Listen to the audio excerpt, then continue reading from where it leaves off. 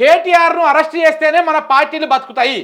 ఢిల్లీ కేంద్రంగా కేటీఆర్ అరెస్టుకు కుట్రలు, రాష్ట్రంలో అనూహ్యంగా పుంజుకున్న బీఆర్ఎస్ పార్టీ, ఇలా అయితే మనకు ప్రమాదమే అనే భావనలో కాంగ్రెస్ బీజేపీలు రెండు జాతీయ పార్టీలకు ఏకుకు మేకుల కేటీఆర్. అందుకే అరెస్టు కోసం శతవిధాల ప్రయత్నాలు, 2-3 రోజులైన జైల్లో పెట్టేందుకు 2-3 నెలలైన జైల్లో పెట్టేందుకు ప్లాను, అదాని సహకారంతో రాజ్భవన్కు సిఫార్సులు, కేంద్ర మంత్రులతో భేటీల్లోనూ కేటీఆర్ పైన చర్చ, ఎలాగైనా అరెస్టు చేయాల్సిందేనని పట్టుబట్టినటువంటి పెద్దలు. ఒకసారి ఇక్కడ చూస్తే BRS working president KTR arrest కాబోతున్నారన్న చర్చ మరొకసారి మొదలైంది.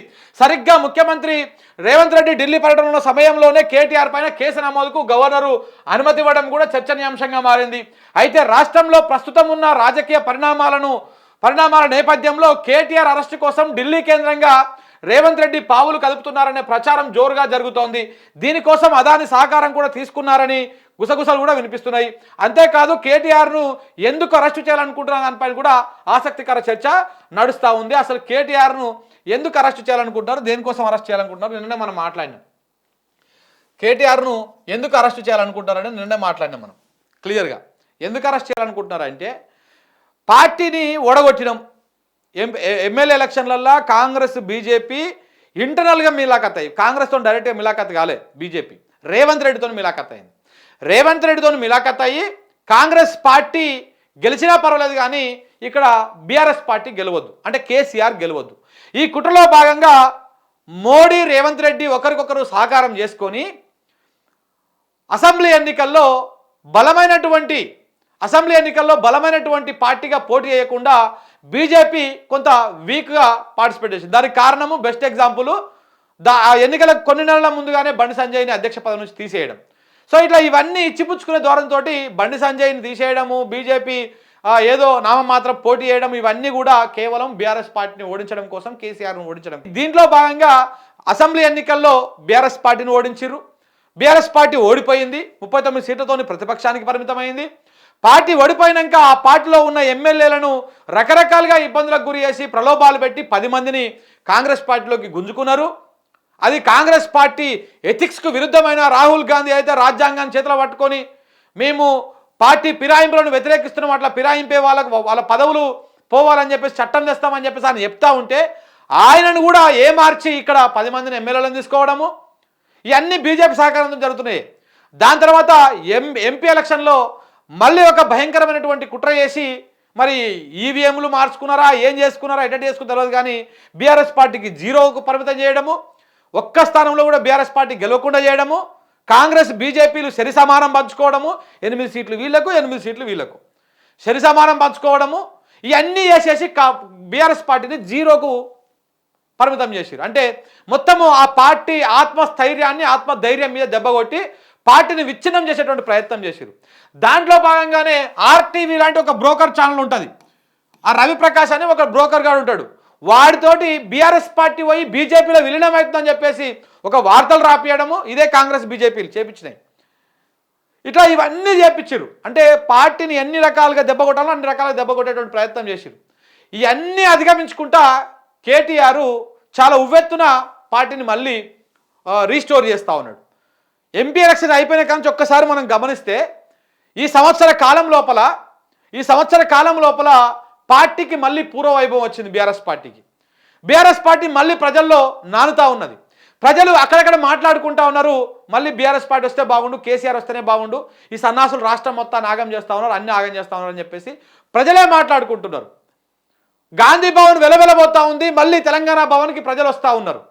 తెలంగాణ భవన్కి వచ్చి సమస్యలు చెప్పుకుంటా ఉన్నారు, నాయకుల సహకారం కోరుతూ ఉన్నారు, బాధితుల పక్షాన బీఆర్ఎస్ పార్టీ కూడా నిలబడతా ఉంది, న్యాయ సహాయం చేస్తూ ఉన్నది. ఇట్లా అన్ని రకాలుగా ప్రజలకు దగ్గర అవుతా ఉంది బీఆర్ఎస్ పార్టీ.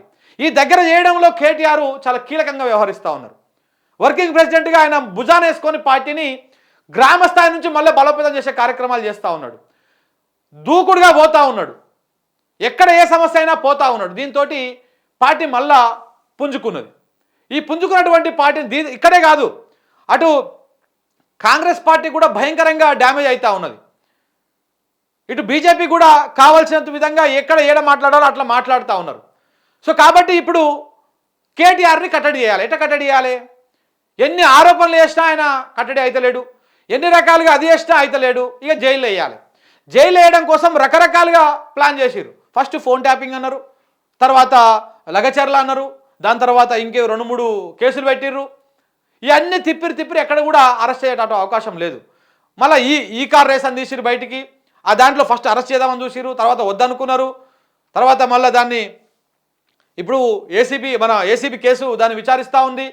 చివరికి ఇప్పుడు అదే ఈ రేస్లో ఈడీని ఇన్వాల్వ్ చేసి అరెస్ట్ చేసి మినిమం 3-4 నెలలైనా జైల్లో పెట్టాలి కేటీఆర్ను. ఇప్పటిదాకా ఆయన జైలుకు పోలే, అంటే ఈ రాజకీయంగా దీంట్లో ఉద్యమ సమయంలో పోయిరు వీళ్ళు కానీ. సో కాబట్టి జైల్లో పెట్టాలనేటువంటి సందర్భంగా ఇప్పుడు కాంగ్రెస్ బీజేపీలు ప్లాన్ చేసి పార్టీ ఈయన ఇట్లనే బయట ఉంటే పార్టీ ఇంకా అగ్రెసివ్గా ముందుకు పోతుంది, యువకులందరినీ కూడా పోగేస్తూ ఉన్నాడు, ఇటు కాంగ్రెస్ ప్రభుత్వానికి అటు బీజేపీకి కొరకరాని కొయ్యలెక్క తయారవుతా ఉన్నాడు. కేసీఆర్ అనుకుంటే కేసీఆర్ కంటే కూడా ఈయన అదైతా ఉన్నాడు అని చెప్పేసి ఈయనని ముందు కట్టడి చేయకపోతే నడవదని చెప్పేసి ఇప్పుడు కవితను ఏ విధంగా అయితే కక్షపూరితంగా రాజకీయంగా ఎదుర్కోలేక జైల్లో పెట్టి కొన్ని నెలల పాటు ఆమెను అది చేసిరో సేమ్ అటనే ఇప్పుడు కేటీఆర్ను కూడా జైల్లో పెట్టాలనేటువంటి ప్రయత్నము ముమ్మరంగా జరుగుతూ ఉంది. ఆ విధంగా అడుగులు పడతా ఉన్నాయి. దానికోసమే రేవంత్ రెడ్డి ఢిల్లీకి పోయి కూర్చొని కేంద్ర మంత్రులు అందరినీ కలిసింది. ఏ అభివృద్ధి కార్యక్రమాలు కాదు, మీరు రాసి పెట్టుకోండి. ఆయన కరెంటు పోయిందా? సత్యం చూడండి, సత్యం ఇది, కరెంటు పోయింది ఇప్పుడే. ఆయన ఏ కార్యక్రమాలు అభివృద్ధి కార్యక్రమాలు కాదు ఆయన కలిసింది, మీరు చూస్తూ ఉండండి. మీరు ఇంకో సంవత్సరం తర్వాత మాట్లాడుకుందాం మనము. ఈయన కలిసిన కారణంగా అదనంగా వచ్చినటువంటి నిధులు ఏమైనా ఉన్నాయేమో మాట్లాడుకోవచ్చు, ఏమీ ఉండవు. అంత ఉట్టిదే చర్చ, డొల్లా ఉట్టిదే కథ. దేనికోసం పోయింది ఆయన? కేటీఆర్ నేను అరెస్ట్ చేస్తున్నా, మీరు సహకరించాలి, నాకు ప్రాబ్లం అవుతుంది, కొంత లా అండ్ ఆర్డర్ ప్రాబ్లం వస్తుంది, అరెస్ట్ అయితే కొంత జనం రోడ్ల మీదకి వస్తారు, ఇవి అవుతారు, కొంత ఆడిట్ అవుతుంది. మా పార్టీలో కూడా కొంతమంది వ్యతిరేకిస్తున్నారు కేటీఆర్ అరెస్ట్ను. సో కాబట్టి నేను కక్షపూరితంగా నాకు ఈగో ఉంది కాబట్టి నా ఈగో సాటిస్ఫై చేసుకోవడం కోసం నేను అరెస్ట్ చేయాలి, మీరు సపోర్ట్ చేయాలని చెప్పేసి పోయి బీజేపీలో కాళ్ళ మీద ఏళ్ళ మీద పడి మొక్కి వచ్చిండు. రేవంత్ రెడ్డికి రాహుల్ గాంధీ అపాయింట్మెంట్ ఇచ్చిండా? మరి ఢిల్లీకి పోయినప్పుడు ఒక రాష్ట్ర ముఖ్యమంత్రి పోయినప్పుడు ఆ పార్టీ అధినేత అపాయింట్మెంట్ ఇవ్వాలి కదా. ఎవరైనా ఏఐసీసీ మెంబర్స్ ఎవరైనా ఇచ్చిరా? ఎవరు ఇవ్వలే. కేవలం పోయిండు, బీజేపీలను కలిసిండు, వచ్చిండు, ఇప్పుడు హైదరాబాద్కి వచ్చేసిండు. సో కాబట్టి ఇదంతా కూడా కేవలము కేటీఆర్ అరెస్ట్ కోసమే. ఎందుకు అరెస్ట్ చేయాలంటే దీనికోసం. పార్టీ ఆయన బయట ఉంటే పార్టీ బలంగా ఉంటుంది, ప్రజల కోసం కొట్లాడతాడు, సమస్య ఏడ ఉంటే ఆడికి పోతాడు.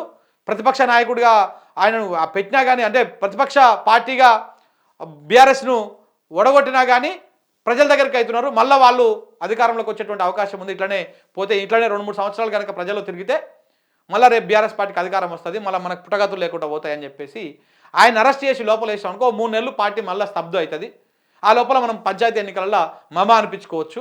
మళ్ళీ ఆ ఊపుని మన బాకా ఛానళ్ళు పెట్టి ఎన్టీవీ, TV9, V6 ఈ బాకా ఛానళ్ళు పెట్టి ఊదుకొని మళ్ళీ బీఆర్ఎస్ పార్టీ అయిపోయింది, మళ్ళీ దాన్ని విలీనం చేస్తారని ప్రచారం చేసుకోవచ్చు.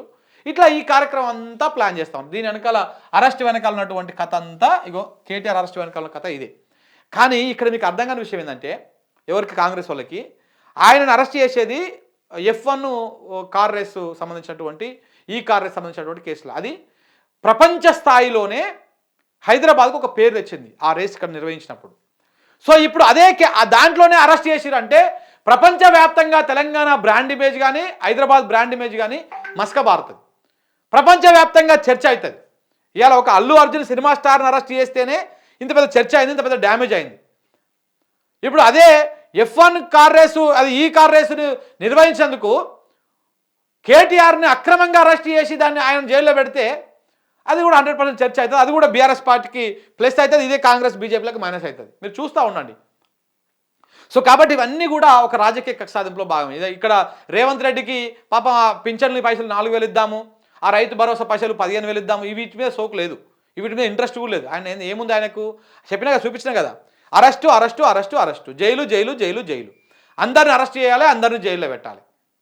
ఎందుకంటే ఈయన అడ్డంగా దొరికిపోయిన 50 లక్షలతోటి సంచితోటి, అట్లనే అందరినీ జైల్లో పెట్టాలి, అందరినీ అది వేయాలి. నేను జైల్లో చిప్పకూడదు తిన్నా కదా, మిగతా వాళ్ళందరూ కూడా చిప్పది కూడా తినాలి. ఇదే కథ ఆయనది. పాపం నిన్న అల్లు అర్జున్ కూడా అదే కక్షపూరితం, అదే ఈగో హట్ అయిపోయి అరెస్ట్ చేసి లోపల పెట్టారు. బెయిల్ వచ్చినా కానీ బయటికి రానియాలి. ఒక రాత్రి మొత్తం అలానే వండబెట్టారు జైల్లో.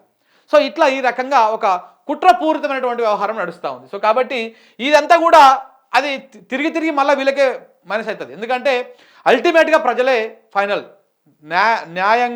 న్యాయం అనేది 100% అక్కడే తెలుస్తుంది. రేపు ఎవరు గెలుస్తారు ఎవరు ఓడతారని ఇవన్నీ చూస్తూనే ఉన్నారు ప్రజలు. అల్లు అర్జున్ అరెస్ట్ కానీ, కేటీఆర్ అరెస్ట్ చేసే ప్రయత్నాలు కానీ ఇవన్నీ చూస్తూనే ఉన్నారు ప్రజలు, అబ్జర్వ్ చేస్తూనే ఉన్నారు. వీడు చేయాల్సిన పని ఏంది, చేస్తున్న పని ఏంది? ముఖ్యమంత్రి అయినాక ఏందో రాజీవ్ గాంధీ విగ్రహం అంటాడు, తెలుగు తల్లి విగ్రహం అంటాడు, తెలంగాణ తల్లి విగ్రహం అంటాడు. మాకు తెలంగాణ తల్లి అనాలనిపిస్తలేదు, తెలుగు తల్లి అనే వస్తుంది చూసినావా.